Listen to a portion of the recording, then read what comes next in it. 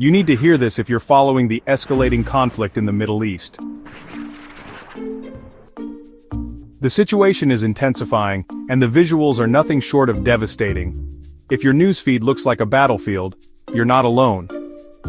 The recent surge in news about the Middle East has been overwhelming, with headlines dominated by escalating tensions and military actions.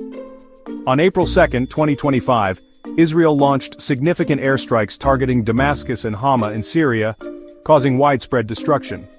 The Israeli military confirmed these attacks were aimed at military capabilities, specifically targeting areas crucial to Syria's defense infrastructure, including bases in Hama city and the T4 military airport in Homs. Syrian state media reported strikes near a scientific research center in Damascus, raising concerns about the loss of critical research facilities and the airport in Hama. The damage to these infrastructures is expected to have long-term impacts on the region's stability.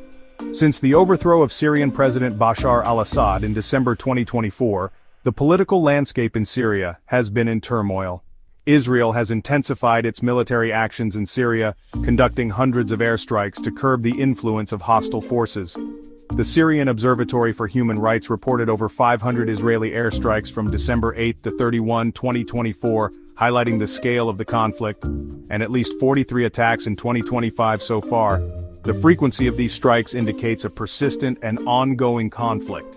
Israel claims these targets are linked to Iranian and Hezbollah assets, which they consider a direct threat to their national security. But the international community remains divided. There are varying opinions on the legitimacy and necessity of these strikes. EU Foreign Policy Chief Kaja Kallas criticized the strikes as unnecessary, arguing that they could lead to further instability in an already volatile region, and potentially escalating the conflict.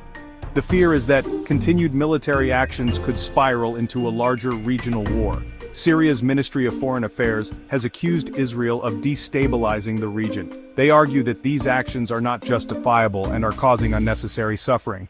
Stay tuned as we continue to monitor this developing story. The situation is fluid, and new updates are expected as the international community responds.